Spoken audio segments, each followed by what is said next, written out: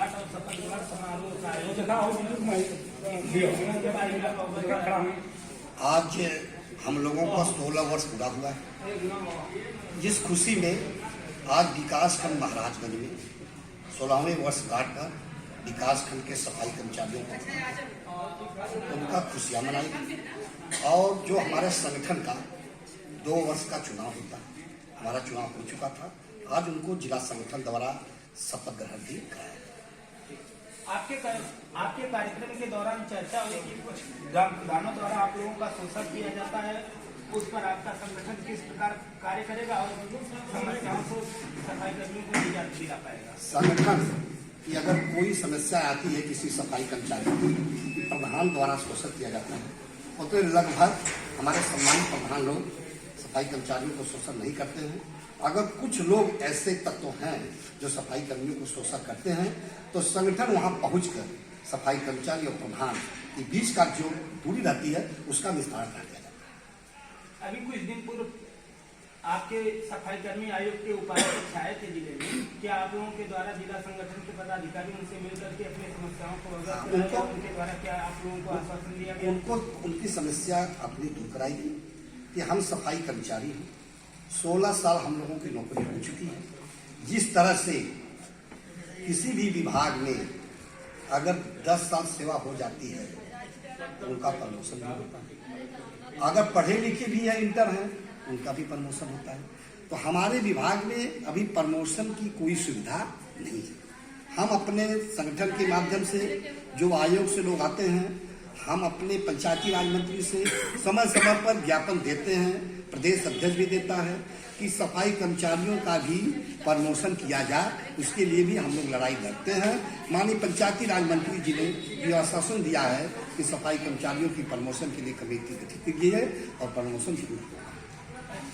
कुछ दिन पहले भी पंचायती राज मंत्री जी के द्वारा आप लोगों के पदोन्नत को लेकर एक टीम गठित की गई थी। क्या आपका संगठन टीम के सदस्यों से मिले आप लोग या अपनी समस्याओं से उनको अवगत कराए? हाँ, माननीय पंचायती राज मंत्री से हम लोग जब मिले कि साहब सफाई कर्मियों को प्रमोशन होना चाहिए, तो पंचायती राज मंत्री ने उस पर विचार किया कि नहीं, जरूरी है। जिस तरह से पंचायती राज विभाग में अगर ग्राम पंचायत अधिकारी एडीओ पंचायत के प्रमोशन पर जाते हैं, एडीओ पंचायत डीपीआरओ के प्रमोशन पर जाते हैं, उसी तरह अगर सफाई कर्मचारी है तो अगर वह इंटर पास है तो उनको भी या तो बाबू बनाया जाए या तो सेक्रेटरी बनाया जाए। यह व्यवस्था हम लोग मांग रहे हैं, जिस पर पंचायती राज मंत्री ने बहुत विचार पूर्वक किया।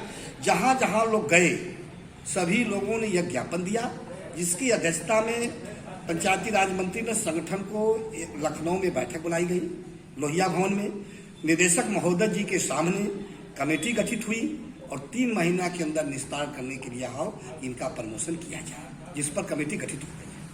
कुछ सफाई कर्मियों का आरोप है कि आए दिन उनके विरुद्ध बिना किसी आधार के बेबुनियाद आरोप लगते रहते हैं, उनकी शिकायतें होती रहती हैं। इस तरह की शिकायतों से निस्तारण के लिए आपका संगठन किस प्रकार? अगर किसी सफाई कर्मचारी की कोई परेशानी होती है, वह संगठन के पास आता है। संगठन वहां जाकर, चाहे वह ब्लॉक की समस्या होती है तो अपने बीडीओ महोदय के, एडीओ पंचायत महोदय के, जिले पर होती है तो डीपीआरओ महोदय से, कोई भी समस्या होती है, चाहे थाना का समस्या हो, चाहे डीएम के स्तर की समस्या हो, सफाई कर्मचारी वहां पहुंचकर उस सफाई कर्मचारी की जो समस्या उसका निस्तारण करता है। एक सवाल है आपके विभाग के संदर्भ में है, ये है कि आपके विभाग में कुछ सफाई कर्मी हैं, उन पर आरोप लगता है कि वो समय से अपनी ड्यूटी नहीं करते हैं, न अपनी जिम्मेदारियों का निर्वहन करते हैं। उनके लिए आप लोगों का क्या संदेश होगा? सफाई कर्मचारी अपनी ड्यूटी का निर्वहन करते हैं।